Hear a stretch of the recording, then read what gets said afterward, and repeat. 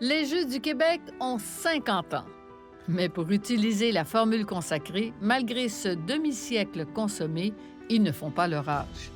Ces Jeux, qui auront impliqué 4 millions de personnes au Québec, que ce soit comme athlètes, organisateurs, bénévoles, arbitres, commanditaires ou autres, ont marqué la vie et la carrière de bien des gens.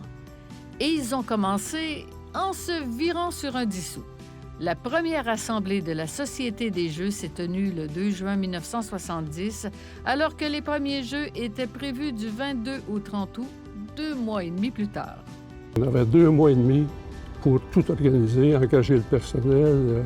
Tout était à faire rapidement et ça a bien fonctionné parce que les gens ils croyaient aux Jeux du Québec. Ces Jeux furent reçus avec enthousiasme dans la province et les finales se sont succédées en évoluant au cours des décennies. Les 2 premières décennies des Jeux, on développe les sports. Il y avait une pratique sportive peu répandue en 1970. Il y avait peu de sports qui étaient répandus à la grandeur du Québec. Les Jeux ont contribué à doter le Québec d'infrastructures sportives et aussi à développer des aptitudes et des compétences en sport chez les officiels, chez les entraîneurs, donc créer des clubs un peu partout. On parle de développement de sport. Les 2 dernières décennies, les 2 décennies qui ont suivi, on parle du développement de l'athlète. Tranquillement, on a cheminé pour faire en sorte que les jeunes aient le goût de faire du sport par les Jeux du Québec, que ceux qui aient du talent puissent être détectés, parce qu'on a une participation qui provient de partout au Québec, et qu'on puisse les encadrer pour les faire cheminer vers l'excellence. Alors, la majorité des Olympiens québécois ont vécu les Jeux du Québec comme première expérience de grands Jeux. Pour moi, ça a été vraiment l'élément déclencheur. Je pense, dans ma passion, mon désir de vouloir gagner, mon désir de vouloir être en compétition. Bien, c'est pour les jeunes, c'est souvent la première occasion pour eux autres de représenter autre chose que leur club. Ils font partie d'une délégation. Lorsqu'on parle des athlètes qui sont rendus au plus haut niveau et on leur demande quels ont été les événements marquants dans leur carrière, les Jeux du Québec font partie de ces événements-là.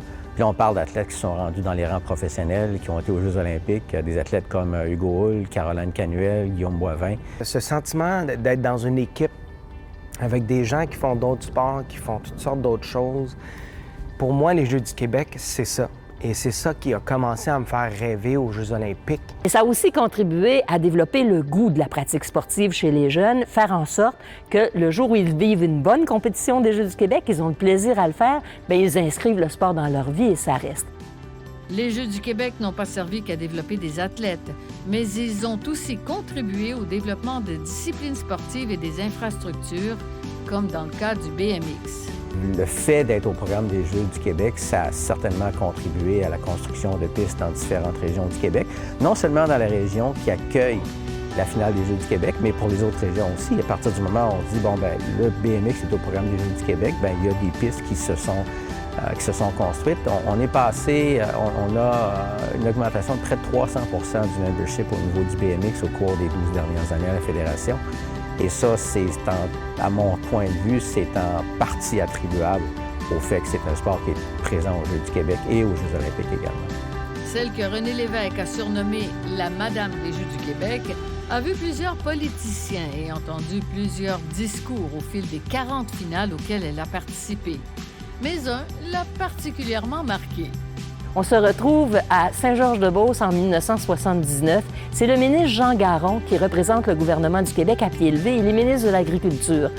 Tout à fait par hasard, à côté du site de la cérémonie d'ouverture, il y a un champ de vaches. Et les vaches curieuses décident d'assister à la cérémonie. Elles sont massées le long de la clôture. M. Garon monte sur scène, jette ses notes, regarde le troupeau de vaches et son discours a été à peu près celui-ci.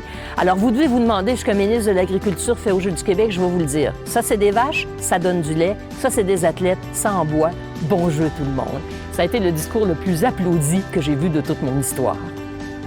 Et tous ceux qui ont fréquenté les Jeux du Québec connaissent sans aucun doute la chanson qui en tapisse le fond sonore. Pour moi, c'était important d'avoir un cri de ralliement, d'avoir une chanson pour les Jeux du Québec. L'idée d'un grand concours provincial a été abandonnée, faute de temps. On a plutôt approché Marc Gélina, déjà connu pour avoir écrit l'hymne de la ronde. Et quelques semaines plus tard, il est arrivé avec le disque et puis la chanson des Jeux. Et puis il nous a même donné des droits ses droits d'auteur sur la chanson. Alors, il a été très généreux. Les Jeux ont 50 ans. On a de l'avenir à 50 ans? J'en veux 50 autres, puis après les 50 autres, j'en veux 50 autres. Je veux jamais que ça arrête. Bravo pour les premiers 50 ans. On a quelque chose de vraiment unique et moi, je souhaite que les Jeux du Québec soient encore là pour un autre 50 ans. Allons ensemble, le sport nous rassemble, entrons dans le monde des Jeux du Québec.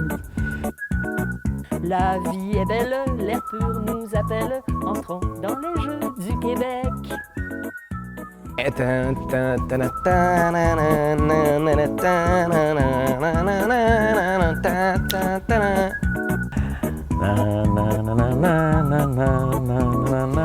à peu près là que je vais arrêter.